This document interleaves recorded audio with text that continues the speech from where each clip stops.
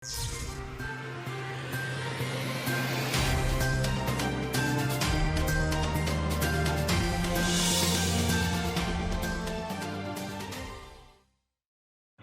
పీఠం యొక్క తత్వము ఇది 1472వ సంవత్సరంలో భారతదేశంలో ఢిల్లీ నగరానికి రావటం జరిగింది. అంతకు పూర్వం ఇది పర్షియా దేశం నుండి ఢిల్లీ నగరానికి వచ్చి అక్కడి నుండి కొంతకాలం వసించి ఢిల్లీ నగరంలో తదుపరి కాలంలో తానిషా కాలంలో హైదరాబాద్ రావటం, హైదరాబాద్ నుండి తుని పిఠాపురంలో వచ్చి పిఠాపురంలో స్థిర నివాసం ఏర్పరచుకున్నటువంటి పీఠం ఇది. ఇప్పటి వరకు సుమారు 552 సంవత్సరాల ఘన చరిత్ర కలిగినటువంటి సనాతన పీఠము శ్రీ విశ్వ విజ్ఞాన విద్య ఆధ్యాత్మిక పీఠము. ఈ పీఠం యొక్క తత్వము సూఫీ ఆర్ష సిద్ధాంత ప్రాతిపదికపై మోసి సర్వమత సమ్మతమైన ఆధ్యాత్మిక తత్వాన్ని ప్రబోధించి మానవత్వమే మతము, మానవత్వమే ఈశ్వరత్వము అనే అనుభవపూర్వకమైన జీవన తత్వాన్ని మనలో ప్రసాదించి తరింపజేసేటువంటి తాత్విక జ్ఞాన సంపద శ్రీ విశ్వ విజ్ఞాన విద్య ఆధ్యాత్మిక పీఠం యొక్క తత్వము. ఈ ఆధ్యాత్మిక తత్వంతో పాటు సామాజిక స్ఫూర్తిని కలిగించే అనేక సామాజిక సేవా కార్యక్రమాలు కూడా Umar Ali Shah rural development trust ద్వారా నిర్వహింపబడుతున్నాయి. అందులో ముఖ్యంగా అక్షరాస్యత కార్యక్రమాలు, రెండవది అంటే విద్యాపరమైనటువంటి అనేక కార్యక్రమాలు, వైద్య స్వరూపమైనటువంటి అనేక మెడికల్ క్యాంప్స్ అన్నీ చేపట్టడం జరుగుతుంది.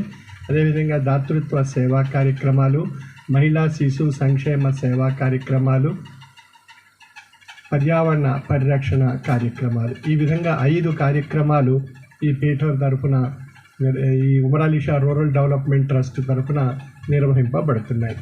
అంటే విశ్వ విజ్ఞాన విద్య ఆధ్యాత్మిక పీఠం అనేటువంటిది ఆధ్యాత్మిక జ్ఞానాన్ని తరింపజేసేటువంటి ప్రసాదించేటువంటి సూఫీ ఆర్ష సిద్ధాంత ప్రాతిపదికతో కూడినటువంటి తాత్విక జ్ఞానము, అదొక జ్ఞాననేత్రము. మరొకటి సామాజిక స్ఫూర్తిని కలిగించేటువంటి సామాజిక సేవానేత్రము Umar Ali Shah rural development trust. ఈ విధంగా 2 నేత్రాలు మన దేహానికి ఎంత ప్రాధాన్యత ఇస్తున్నాయో ఈ మనుగడ సాగించడానికి ఈ మానవ జన్మకు, అదేవిధంగా ఆధ్యాత్మిక జ్ఞాననేత్రము, సామాజిక సేవానేత్రము అనే 2 నేత్రాల ద్వారా మనం దర్శించగలిగినట్లయితే మన మనుగడలో మన జీవన తత్వంలో పరిపూర్ణత్వం సాధించి తరించేటువంటి అవకాశం మనందరికీ కలుగుతుంది. కాబట్టి ఈ 2 అంశాల ప్రాతిపదికతో మన జీవన విధానంలో సమాజంలో ఒక మహోన్నతమైనటువంటి వ్యక్తిత్వంగా మానవ జీవనం పరిపూర్ణంగా సాధించి తరించేటువంటి విధానంలో ఈ ఆధ్యాత్మిక సదస్సులు అనేక చోట్ల, అనేక గ్రామాల్లో, అనేక పట్టణాల్లో, అనేక దేశాల్లో కూడా నిర్వహింపబడుతూ ఉన్నాయి. ఈ పీఠం యొక్క ఆశ్రమాలు 108 ఆశ్రమాలు ముఖ్యంగా ఆంధ్రప్రదేశ్, తెలంగాణ ప్రాంతాల్లో ఎక్కువగా ఉన్నాయి. ప్రతి ఆశ్రమంలో కూడా ఆధ్యాత్మిక సేవా కార్యక్రమాలు, సామాజిక సేవా కార్యక్రమాలు, ఈ 2 కార్యక్రమాలు కూడా ప్రతి ఆశ్రమంలో కూడా నిర్వహింపబడుతూ ఉన్నాయి. ఈ విధంగా ఈ ప్రధాన ఆశ్రమంలో ప్రతి సంవత్సరం కూడా అనేక ముఖ్యమైనటువంటి కార్యక్రమాలు, ప్రత్యేక కార్యక్రమాలు ప్రతి 1.5 నెలకు ఒక కార్యక్రమం చొప్పున జరుగుతున్నాయి. అందులో భాగంగా జనవరి 1వ తేదీ, ఫిబ్రవరి 9, 10, 11 తేదీలు ఉగాది, గురు పౌర్ణమి, ఆషాఢ పౌర్ణమి, కార్తీక పౌర్ణమి, వైశాఖ పౌర్ణమి, సెప్టెంబర్ 9, ఈ విధంగా ఈ ప్రత్యేక కార్యక్రమాలన్నీ కూడా ఈ నూతన ఆశ్రమ ప్రాంగణంలో నిర్వహింపబడుతూ ఉన్నాయి. ఇది 552 సంవత్సరాల ఘన చరిత్ర కలిగినటువంటి పీఠం అన్నప్పుడు దీని యొక్క ఆధ్యాత్మిక సదస్సు ప్రతి సంవత్సరం వార్షిక మహాసభలు 1928వ సంవత్సరంలో షష్టం పీఠాధిపతి ఉమర్ అలీ షా వారి యొక్క స్వగృహనందు ప్రారంభం కాబడి తరువాత అది పూర్వాశ్రమం కింద మనం చెప్పుకున్నటువంటి గోర్స్ రోడ్లో ఉన్నటువంటి ఆశ్రమంలో 1928 నుండి ఈ కార్యక్రమాలు అక్కడ ప్రారంభింపజేసుకుని తదుపరి కాలం 2000 సంవత్సరం నుండి ఇక్కడ ఈ నూతన ఆశ్రమంలో ప్రతి సంవత్సరం వార్షిక మహాసభలు జరుపుకుంటున్నాం. ఈ విధంగా ప్రతి సంవత్సరం కూడా 1928 నుండి ఇప్పటి వరకు 96 సంవత్సరాలు ఈ వార్షిక మహాసభలు ఎంతో ఘనంగా నిర్వహింపబడుతూ ఉన్నాయి. ఈ సందర్భంగా అనేక గ్రామాల నుండి, అనేక పట్టణాల నుండి, అనేక దేశాల నుండి, అనేక రాష్ట్రాల నుండి ఈ 3 రోజులు వార్షిక మహాసభలకు అనేక మంది తాత్వికులు, యోగులు, జ్ఞానులు, ఆధ్యాత్మిక చింతన కలిగినటువంటి వారు, ఈ పీఠం యొక్క భక్తులు, సేవా తత్పరత కలిగినటువంటి వారు అనేక మంది, అనేక పెద్దలు, ప్రముఖులు అందరూ కూడా ఈ కార్యక్రమాల్లో, ఈ ఆధ్యాత్మిక 3 రోజుల సదస్సులో పాల్గొని ఆ యొక్క పూర్వ పీఠాధిపతుల యొక్క అభౌతికమైనటువంటి ఆశీస్సులు పొంది తరించేటువంటి అద్భుతమైనటువంటి అవకాశం ఈ 3 రోజులు 9, 10, 11.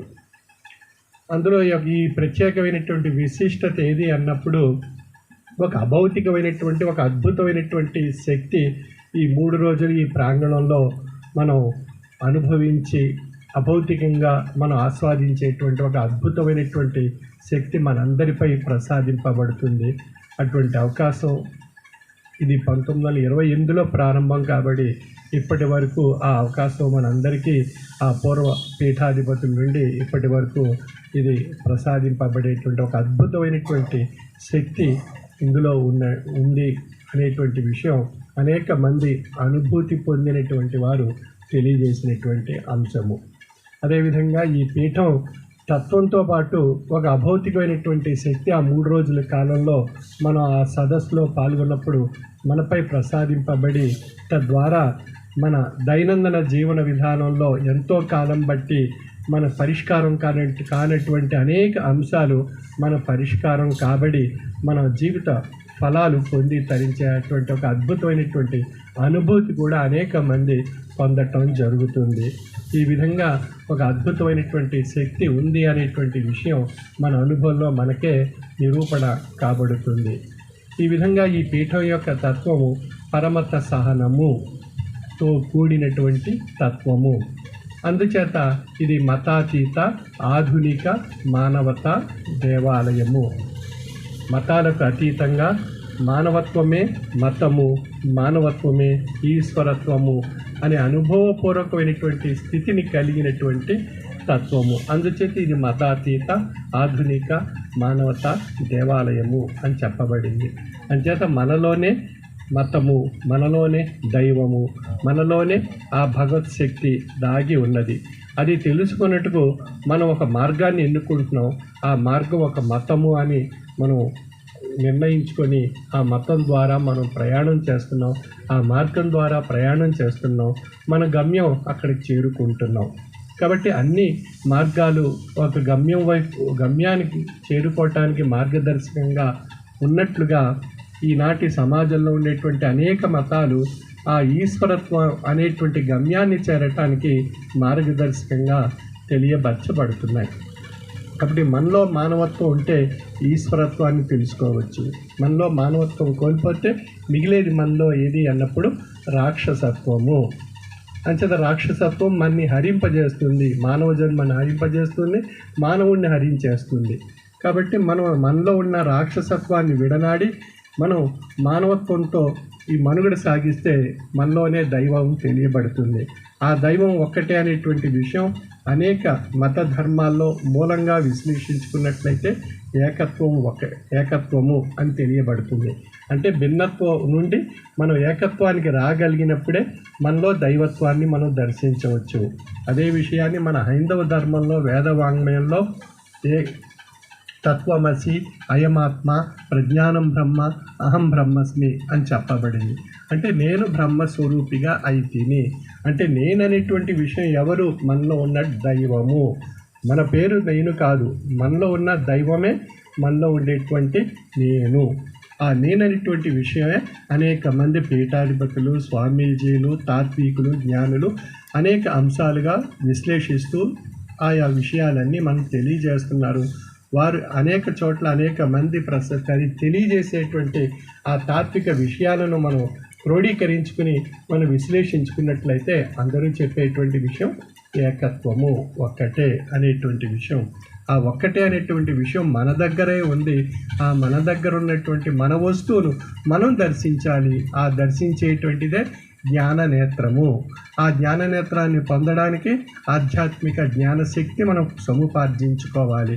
ఆధ్యాత్మిక జ్ఞానశక్తి సముపార్జించుకోవడానికి మనం ఒక సద్గురువుని ఆశ్రయించాలి. ఆ సద్గురువు ద్వారా ఆ జ్ఞానశక్తి మనం పొందడం ద్వారా మనలో జ్ఞాననేత్రం ఏర్పడినప్పుడు ఆ జ్ఞాననేత్రం ద్వారా అహం బ్రహ్మస్మి, నేను అనేటువంటి విషయాన్ని మనం దర్శించగలుగుతాం. అప్పుడు మనలో ఉండేటువంటి దైవత్వం తెలియబడుతుంది. దైవత్వం అభౌతికంగా మనలో అంతర్లీనంగా ఉన్నటువంటి శక్తి భౌతికంగా అది మానవత్వ రూపంగా తెలియబరచబడుతుంది. కాబట్టి మానవత్వ రూపంగా ఉన్నటువంటి భౌతికంగా మన దృష్టికి కనిపించేదే దైవము. అది అంతర్లీనంగా విశ్లేషించుకున్నట్లయితే అది ఒక అద్భుతమైనటువంటి బ్రహ్మశక్తి అని చెప్పి తెలియపరచబడుతుంది. కాబట్టి మనలో ఉన్న దైవము భౌతికంగా అది మానవత్వ రూపంగా తెలియబరుచున్నందున మనం ఆ శక్తిని తరింపజేసుకోవడానికి మనం జ్ఞానశక్తిని, జ్ఞాన సంపదను సద్గురువులను ఆశ్రయించి మనం పొందగలిగినట్లయితే మనలో మానవత్వం ఏర్పడుతుంది. ఈనాడు సమాజంలో చూస్తున్నాం మనం అనేక చోట్ల, అనేక ప్రాంతాల్లో, అనేక దేశాల్లో అనేక రకాలైనటువంటి యుద్ధాలు జరుగుతున్నాయి. ఉక్రెయిన్ రష్యా యుద్ధం గత సంవత్సరం ఫిబ్రవరిలో ప్రారంభమైంది. అదేవిధంగా ఇజ్రాయిల్ పాలస్తీనా యుద్ధం, ఇరాక్ ఇరాన్ యుద్ధాలు, పాకిస్తాను ఇరాన్ యుద్ధాలు, ఈ విధంగా అనేక చోట్ల మరి చూసినట్లయితే ప్రపంచం నలుమూలల ఎక్కడ చూసినా అనేక రకాలైనటువంటి యుద్ధాలు, అనేక రకాలైనటువంటి మారణ ఆయుధాలతో మారణ హోమం సృష్టింపబడుతూ మానవత్వం అంతరించిపోయిందా, మానవత్వం ఉందా లేదా అనేటువంటి ప్రశ్న కూడా మనందరికీ కలుగుతుంది. మనం చూస్తున్నాం, టీవీలో చూస్తున్నప్పుడు ఆ ఇజ్రాయిల్ పాలస్తీనా యుద్ధం చూసినట్లయితే మనకు తెలియబడుతుంది మానవత్వం పరిస్థితి ఏ విధంగా ఉంది అనేటువంటి విషయం. మరి ఈ అన్నిటికీ కారణం ఏమిటి అని చూసినట్లయితే అసహనము, అశాంతి. మనం ఈ అసహనము, అశాంతి, స్వార్థము ఈ లక్షణాలు ఏం చేస్తున్నాయి, మానవుణ్ణి రాక్షసుడిగా మార్చేస్తున్నాయి. అంచేత అక్కడ మానవత్వం అనేటువంటిది అంతరించిపోయి మనకు కనిపించేది రాక్షసత్వము. అంచేత రాక్షసత్వం ఏం చేస్తుంది అన్నప్పుడు సమస్త జీవరాశిని అంతరించిపోయేటువంటి పరిస్థితికి తీసుకుని వెళ్ళగలుగుతుంది. మానవుడికి భగవంతుడు ఎంతో అమోఘమైనటువంటి మేధాశక్తి ఇచ్చాడు. ఆ మేధాశక్తి ఏ విధంగా మారిపోయింది, ఒక రాక్షసుడిగా మారిపోయింది. ఆ రాక్షసత్వం ఏం చేస్తుంది, తాను అంతరించిపోతూ తన చుట్టూ ఉన్నటువంటి జీవరాశిని కూడా అంతరించిపోయేటువంటి పరిస్థితులు కలిగిస్తుంది. ఇటువంటి పరిస్థితుల నుండి మానవాన్ని రక్షించడానికి భగవంతుడు ఒక్కొక్క యుగంలో ఒక్కొక్క అవతారిగా, ఒక ప్రవక్తగా, ఒక ప్రభువుగా, ఒక జ్ఞానిగా, ఒక యోగిగా ఈ మానవ రూపంలో ఆ భగవంతుడు వచ్చి ఈ మానుష రూపేణ, దైవం మానుష రూపేణ అన్నట్లుగా ఆ భగవంతుడు వచ్చి మనకి జ్ఞాన సంపదను వారి ద్వారా మనకు ప్రసాదించి మనలో రాక్షసత్వాన్ని తొలగించి ఈశ్వరత్వాన్ని పెంపొందింపజేసుకుంటూ ఉండే విధంగా ఆధ్యాత్మిక విలువలతో తరింపజేస్తూ మనలో మానవత్వాన్ని ప్రసాదింపచేయడం జరుగుతుంది. ఆ మానవత్వంతో మనం ఆలోచిస్తే మనం సుఖంగా జీవించాలి, మన తోటి జీవరాశి సుఖంగా జీవించాలి, మనం ఈ ఇరుగు పొరుగు వారు మనం సుఖంగా జీవించాలి, మన మానవులంతా సుఖంగా మనం జీవించాలి అన్న ధ్యేయం, లక్ష్యం మనలో ఎప్పుడైతే ఏర్పడుతుందో మనలో శాంతి ఏర్పడుతుంది, సహనం ఏర్పడుతుంది. సర్వము మన దగ్గర ఆ దైవం యొక్క శక్తి మనందరం పొందేటువంటి అవకాశం కలుగుతుంది. మరి అటువంటి తాత్విక చింతనను సమాజంలో విస్తరింప చేయగలిగినట్లయితే మనందరిలో ఉన్న దైవత్వం ఒక్కటే అనేటువంటి విషయం తెలియబడుతుంది. మనందరం ఏం కోరుకుంటాం, సుఖం కోరుకుంటాం, సంతోషం కోరుకుంటాం, సంపద కోరుకుంటాం, ఆరోగ్యం కోరుకుంటాం. మనకి ఇవన్నీ లభిస్తే మనం హాయిగా ఉంటాం. అదేవిధంగా మన పక్కవాడు కూడా, వాడికి కూడా ఇవన్నీ లభించాలి, వారు కూడా సుఖంగా ఉండాలి అని చెప్పి మనం భావించామనుకోండి, అప్పుడు మనలో దైవత్వం యొక్క శక్తి మనకు తెలియబడుతుంది. అంటే అతని ఎదుటివాడిలో ఉండే దైవత్వం, మనలో ఉన్న దైవత్వం యొక్క విలువ మనకు తెలియబడుతుంది. అప్పుడే మనలో మానవత్వం యొక్క స్థాయి మనలో పెరుగుతుంది.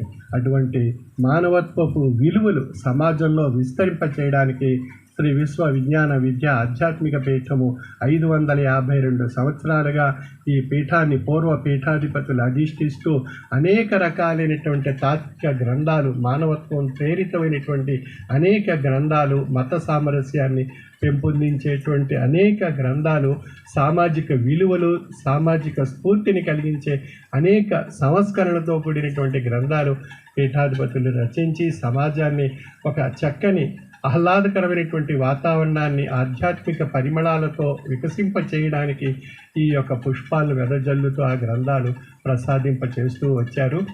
ఈ తరం వరకు నేను 9వ తరం పీఠాధిపతి వారిని.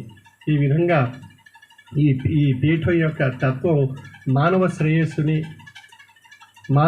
మానవత్వపు విలువల్ని, మానవ సమాజంలో సామాజిక స్ఫూర్తిని, సంస్కరణలను, సేవాభావాన్ని కలిగిస్తూ ఒక చక్కని సామరస్యంతో, సహోదర సమైక్య భావంతో ఉండేటువంటి సామాజిక వాతావరణాన్ని తెలియజేయడానికి ఈ తాత్విక సదస్సులు ప్రతి సంవత్సరం కూడా నిర్వహింపబడుతూ ఉన్నాయి 9, 10, 11 తేదీల్లో. మరియు ఈ పీఠం యొక్క మరొక ముఖ్యమైనటువంటి అంశము త్రయీ సాధన.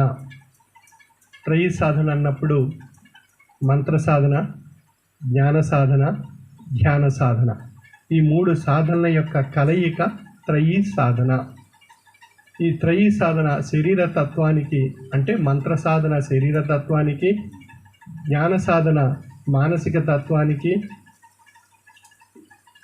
ధ్యాన సాధన ఆత్మతత్వానికి. అంటే ఈ మానవ స్వరూపం శారీరక తత్వము, మానసిక తత్వము, ఆత్మతత్వం, 3 తత్వాల యొక్క కలయిక ఈ మానవ స్వరూపం. దానికి శరీర తత్వానికి మంత్ర సాధన, తద్వారా మన బుద్ధి, మన మనుగడ సాగించేటువంటి శక్తి మనకు సమకూర్చబడుతుంది. జ్ఞాన సాధన మన మనస్సుకు తృప్తిని, ఆరోగ్యాన్ని, శాంతిని, సంతోషాన్ని ప్రసాదిస్తూ తరింపజేసేటువంటి ఒక అద్భుతమైనటువంటి శక్తి జ్ఞాన సాధన ద్వారా పొందవచ్చు. అదేవిధంగా ధ్యాన సాధన, మెడిటేషన్ ద్వారా ఆత్మతత్వం, ముముక్షత్వాన్ని పొంది తరించేటువంటి అంశాన్ని తెలియజేస్తుంది. అటువంటి ముఖ్యమైనటువంటి సాధన త్రయీ సాధన. చాలా సంస్థల్లో ఒక ధ్యాన సాధన గురించే చెప్పబడుతుంది, లేదా కొన్ని సంస్థల్లో ఒక జ్ఞానం గురించే చెప్పబడుతుంది, కొన్ని సంస్థల్లో కేవలం మంత్రం గురించే చెప్పబడుతుంది. కానీ ఈ యొక్క ప్రత్యేకమైనటువంటి సాధన ఈ యొక్క తరంలో, నా తరంలో, ఈ పీఠాధిపత్యంలో త్రయీ సాధన యొక్క అద్భుతమైనటువంటి ఆ యొక్క అనుభూతిని పొంది తరించినటువంటి అనేక మంది సాధకులు వారి జీవన వ్యవస్థలో అనేక రకాలైనటువంటి సద్మార్పులు ఎన్నో వచ్చి ఎంతో అద్భుతమైనటువంటి విషయాలు వారు సాధించడం జరిగింది ఈ సాధన ద్వారా. అందుచేత ఈ సాధన ప్రతిరోజు ఒక 30 నిమిషాల పాటు మనం సాధన చేయగలిగినట్లయితే దాని యొక్క అద్భుతమైనటువంటి శక్తి మన యొక్క అనుభవంలో మనకే తెలియబడుతుంది. ఆ విధంగా మన యొక్క జీవన తత్వంలో ఆధ్యాత్మిక తత్వపు బాట ఏర్పరచుకొని సామాజిక స్ఫూర్తి, మానవతా విలువలు, మన యొక్క జీవన విధానం ఒక అద్భుతమైనటువంటి మనుగడ సాగించేటువంటి విషయంగా తీర్చిదిద్దుకుంటూ కష్టాన్నైనా, దుఃఖాన్నైనా, నష్టాన్నైనా, బాధనైనా ఏదైనా కూడా అధిగమించగలిగేటువంటి మానసిక స్వశక్తి మనందరిలో ఏర్పడుతుంది త్రయీ సాధన ద్వారా. అంచేత మనం ఆ త్రయీ సాధనను మనం ఆచరించడం వల్ల ఇహంగా ఉండేటువంటి భౌతిక తత్వాన్ని, పరంగా ఉండేటువంటి ఆ దైవత్వాన్ని రెండిటిని దర్శించేటువంటి ఒక అద్భుతమైనటువంటి స్థితి మనందరిలో ఏర్పడుతుంది. ఇది ఎవరైతే సాధన ద్వారా సాధించి అనుభూతి పొందగలుగుతారో వారికి ఈ విషయం యొక్క అవగాహన కాబడుతుంది. కనుక ఈ విధంగా శ్రీ విశ్వ విజ్ఞాన విద్య ఆధ్యాత్మిక పీఠం ఈనాటి సమాజానికి ఎంతో అవసరము. ఎందువల్లన్నప్పుడు ఇది మతాలకు అతీతంగాను ఈశ్వరత్వం, మానవత్వంగా ఉంది. మానవత్వపు విలువలతో కూడినటువంటి జీవన విధానం సాగిస్తూ సామాజిక స్ఫూర్తితో, సేవా తత్పరత భావంతో మనం మనుగడ సాగించగలిగినట్లయితే మనందరిలో ఉన్న దైవం ఒక్కటే అనేటువంటి విషయం మనకు తెలియబడుతుంది. అటువంటి చక్కని అవగాహన కలిగించేటువంటి ఆధ్యాత్మిక పరిమళాలను ఈ 3 రోజుల కాలంలో అనేక మంది ప్రముఖులు, వక్తలు, జ్ఞానులు, యోగులు వారి యొక్క అనుభవాలను తెలియజేసి సమాజానికి ఈ విషయాలు వీటినన్నిటినీ సేకరించి సమాజానికి అందించగలిగినట్లయితే సమాజంలో తమ ద్వారా అంటే పాత్రికేయ మిత్రుల ద్వారా సమాజంలో ఒక మంచి విలువలతో కూడినటువంటి ఆధ్యాత్మికత పుష్పాలు వికసించే అవకాశం మనందరం కలగజేసినట్లు అవుతుంది. అటువంటి అవకాశాన్ని ఈ 3 రోజుల కాలాన్ని వచ్చే కాలంలో ఉండేటువంటి అద్భుతమైనటువంటి ప్రసంగాలను సమాజానికి అందించి మీ వంతు బాధ్యత నిర్వహించగలుగుతారని ఆశిస్తూ సర్వే జన సుఖినో భవంతు.